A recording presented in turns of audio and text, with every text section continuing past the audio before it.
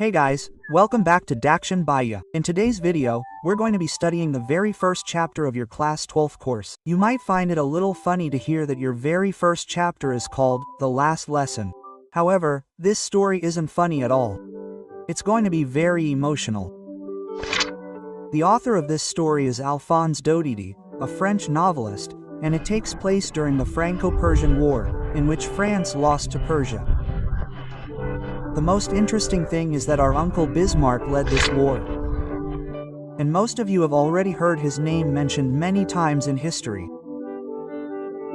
It's very important to remember that when Persia wins the war against France, it annesses two of France's main districts, Alsace and Lorraine. Basically, it seizes them. What else? There are two main characters in this story. The first one is me, France.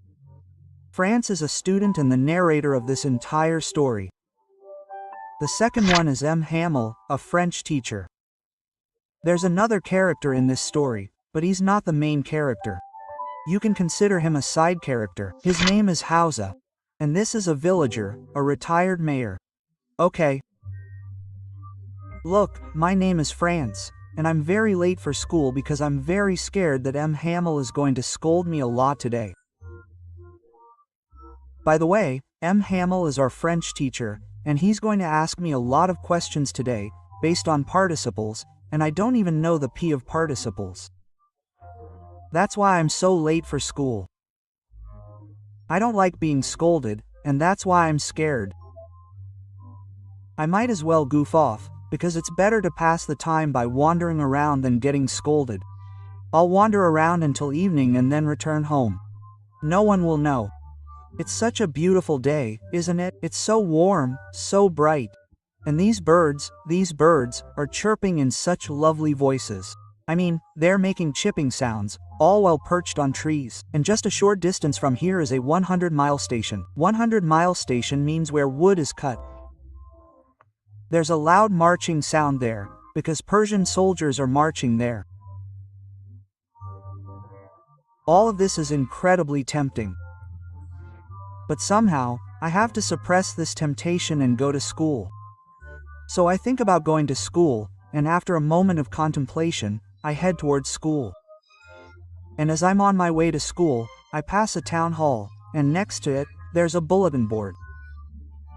It was very crowded today. By the way, let me tell you, this Franco-Persian War has been going on for the last 2.5 years, and in those 2.5 years, this bulletin board has published only bad news. For example, the battles France has lost, and how Alsace and Lorraine were taken from France and are now in the hands of the Persians. And these are the reasons why I start wondering why there's such a crowd in front of this bulletin board today. I mean, what notice has come out today? Something very bad must have been published today, and all these thoughts are running through my mind as I'm on my way to school. I could have gone and looked there if I wanted, but I was getting very late for school. Then I see a blacksmith standing near that bulletin board, and with him is a trainee. Trainee means the person who works there. The blacksmith looks at me and says in a sarcastic tone, "Hey, France, why are you in such a hurry? Come back, stand up and see what's written here." Quote, anyway, there's still a long time before school starts. Basically, he was just trying to fool me, and why wouldn't he? I was already incredibly late for school. So I hurriedly increased my agility. I increased my agility and reached the school garden. Look, when I normally went to school, there was a lot of noise. There was a lot of noise. But today, there was none of that. Normally, when I went to school, there was the sound of desks being slammed. There was also the sound of teachers hitting the desks with rulers. When the children, the students, were studying their chapters, they would hear the sound of reciting. But today, there was none of that. When I entered the school, I wondered if it was Sunday, because how could there be so much silence in my school? What used to happen when I entered school was that I had to cover my ears with both hands. Then I had to concentrate and understand what was going on around me. But today, there was literally pin-drop silence. So, I quickly reach my class and peek inside. I peek inside. I see all the students sitting quietly at their desks. And our French teacher, M. Hamel, is walking with a large iron ruler tucked between his arms. Seeing all this literally freaks me out. I mean, I get so scared because no teacher is walking like this, and I haven't even studied in his class, and on top of that, I'm late, so anyone would be freaked out. So, I enter the class with extreme fear. But the surprising thing was that MML very politely told me to go and sit in my seat. Otherwise we were going to start class without you. Then I noticed that MML was wearing a very beautiful outfit today. He was wearing a green coat, a shirt, and a nice, cute silk cap. It all looked embroidered. And normally, teachers don't wear such attire on ordinary occasions. In our school, teachers only wear such attire on special occasions. For example, it was inspection day or prize distribution day. So, for a moment, I was left wondering what special day it was. What special occasion it was. Everything happening in school today seemed very new to me. It felt very strange. It was very unusual, and the atmosphere was quite serious. So I can say it felt quite serious. The atmosphere in school today was quite new, quite serious, quite unusual, and quite strange. And if you think the strangeness ends there, it's not. The last benches in our class are usually empty. But today, several senior villagers were sitting on them. For example, an old Hauser, a retired mayor, was wearing a three-cornered hat. Have you seen the three-cornered hat, cowboy? They wear such hats. By the way, I'll show you here or there. I'll show you somewhere else. Then there was a postmaster sitting there, and several other senior villagers. By the way, the Hauser sitting in the back had brought a primary school book, and the book was very old and torn on the sides. The Hauser opens the book, placing it on his knee. Then, his testing. Hauser places the book on his knee, takes off his spectacles, and places them on top of the book. Then, Mr. Hamel, in a rather strange tone, says, "Now, all of you must listen carefully to me, because today is your last French lesson. After this, you will never be taught French again, because orders have come from Berlin that French will no longer be taught in the Alsace and Lorraine districts, and that French will no longer be offered as a subject. From now on, you will only have to study German as a language subject. So, I hope you will listen carefully to today's last lesson." Quote. Perhaps now I understand why there was such a crowd at the bulletin board near the town hall. Do I really have to give up studying French now? Because I still don't even know how to speak or write French properly. I wish I had studied French properly. I wouldn't have wasted all that time hunting for birds' eggs. I wish I hadn't wasted all that time playing by the Saar River. I wish I had studied French. Until recently, the French books I had were too heavy, too much of a burden. But now those same books feel like a best friend I don't want to leave. By the way, I also understand why Mr. Hamel isn't angry today. Because perhaps it's Mr. Hamel's last day at this school, and no teacher would be angry on their last day off. And perhaps now I also understand why Mr. Hamel is wearing such a nice dress. What special occasion is this? I feel so bad thinking that I will never be able to study with Mr. Hamel again, and perhaps I will never be able to study French at all. And I also understand that the villagers sitting on the last bench have probably come just to say goodbye to Mr. Hamel. One last time, for Mr. Hamel, basically, he taught at that school for the last 40 years. So the villagers wanted to come there one last time to appreciate his faithful services, which he has extended for 40 years, and they want to say one last goodbye to him. Basically, the villagers have come to thank him and say goodbye. I have just understood all this when Mr. Hamel says to me, "France, it's your turn. Come on, tell me about the rules for participles." Quote, I stand up and try again to speak correctly, to speak absolutely clearly. But as soon as I start speaking, I falter on the first word. Because I haven't read it properly. But Emil, He usually scolds me terribly if he sees me like this. But today he doesn't scold me. Instead, he says, "France, I won't yell at you. But you should feel bad, because you used to say every day that you'd study all this stuff. You'd learn it quickly. But look what's happened now. You can't even speak or write French properly." And this is a huge problem for the Alsace district. And anyway, starting tomorrow, you won't be studying French because French will no longer be taught in this district. And starting tomorrow, those who come to rule you, those who come to rule us, have every right to say, "You say you're French, but you don't know your own language." But Franz, it's not your fault. It's both mine and your parents' fault. Your parents didn't pay attention to what you were studying. All they wanted was for you to go to the farm, work in the mill, and earn some money. And it's not that I don't deserve the blame.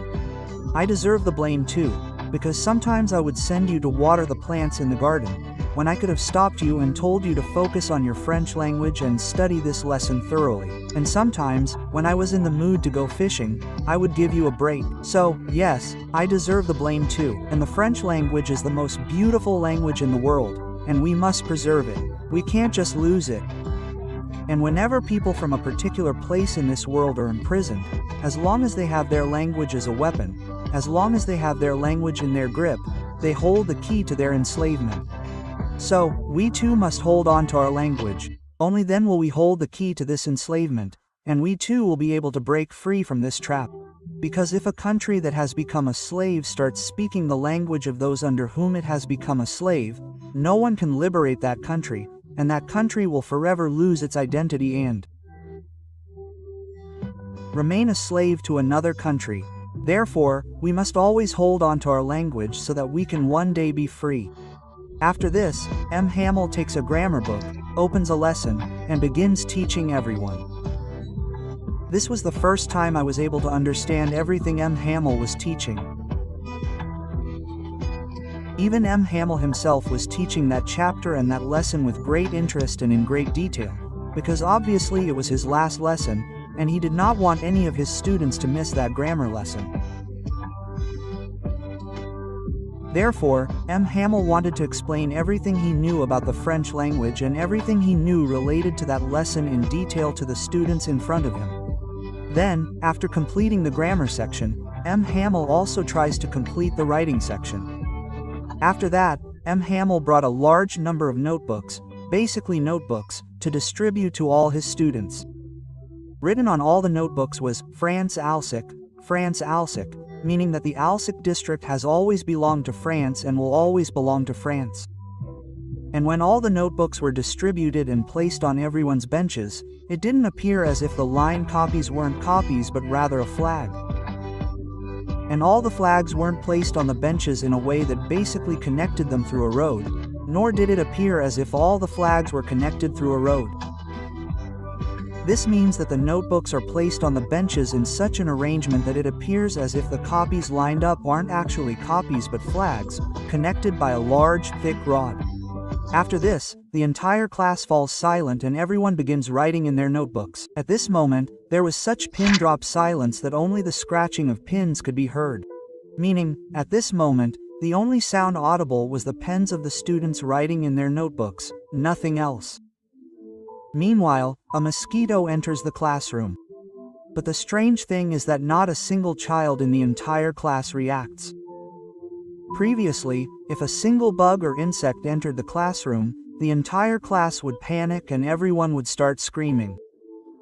But today, no one reacts. Everyone was extremely attentive to the assignments. There were even some pigeons sitting above our classroom. I mean, they weren't even making a sound.